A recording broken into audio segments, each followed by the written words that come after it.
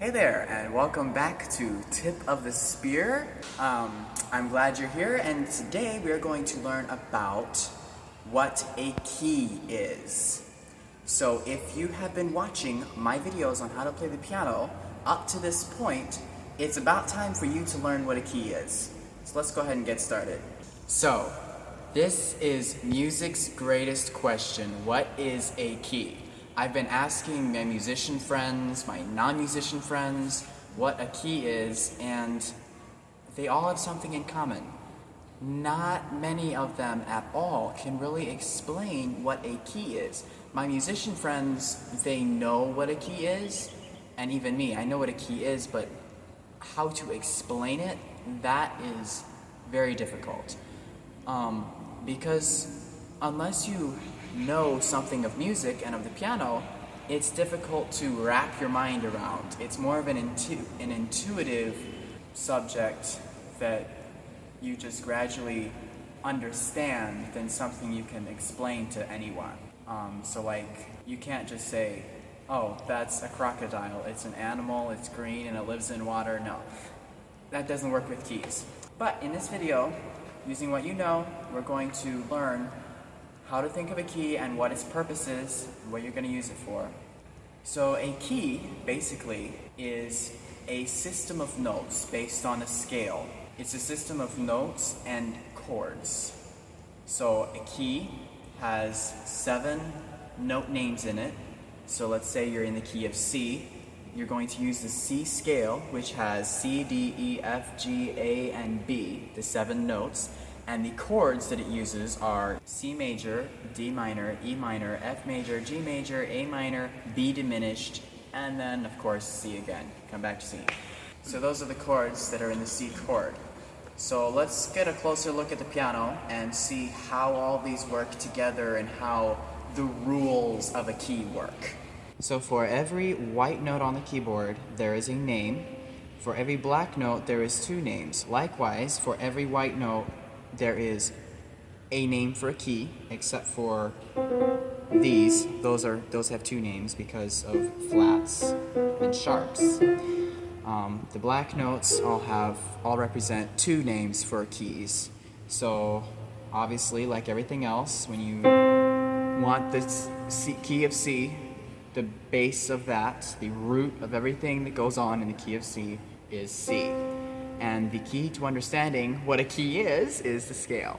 So we're going to use the C scale, the C key of C, because it's the simplest. There's no flats and sharps and all that. So we're going to use that to show you all the rules and what it is.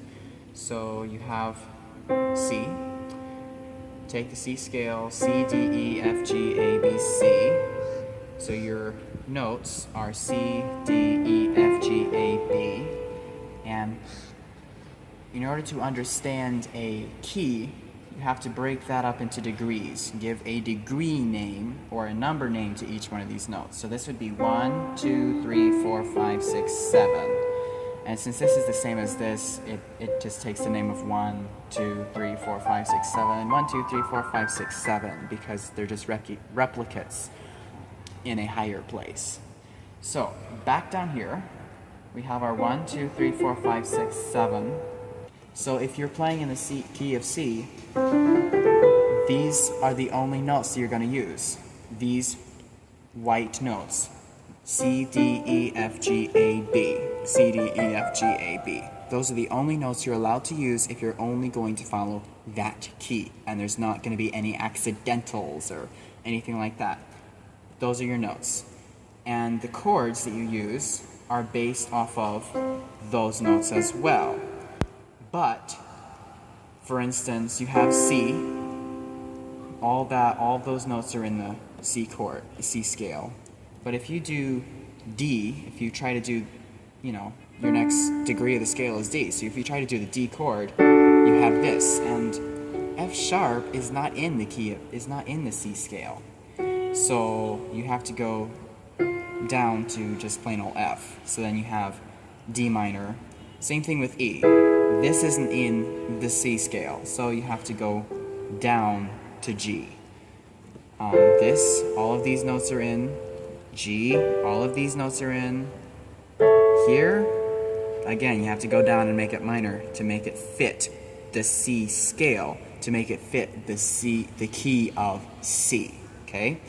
And you basically follow that pattern. Here you have B, and if you're going to make the B chord, you would have two sharps here. And, you know, sharps don't belong in the key of C because there's no sharps in the C scale, so you bring these two notes down, and you end up with a diminished chord. So based on that pattern of the C key of C, you have C major, D minor, E major, G major, A minor, B diminished, and then you start all over again with C, then etc. So there's a pattern that you follow, and it goes, the first chord, or the I chord, the one chord, is major. The II, or the second chord, is always minor of whatever key you're in. Same with the third, it's always minor. Fourth is always major, fifth is always major, sixth is always minor. B is always, not B, 7 is always diminished. Okay?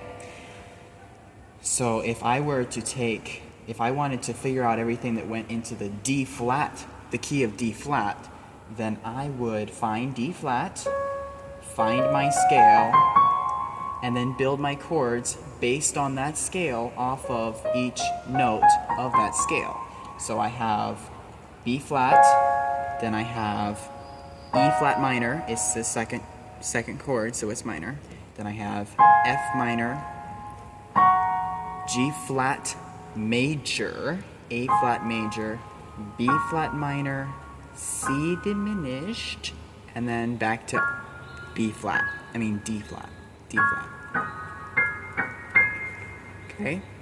Okay, so practical use of keys. I know keys, just what I've explained already, may sound obscure and unnecessary. But practically, when you're playing a song, keys are very important. You can't go outside of the key unless you're trying to put a specific extra little color in there. If you're playing a song and the melody, for instance, Amazing Grace, you have Amazing Grace, how sweet the sound. You're in the key of G. And the chord there for the notes you're singing, Amazing Grace, is the G chord for right there. If I were to sing that in the key of G, but I were to play it on the piano with A flat instead of a G, A flat is not in the G chord, key of G, yeah. It would sound like this.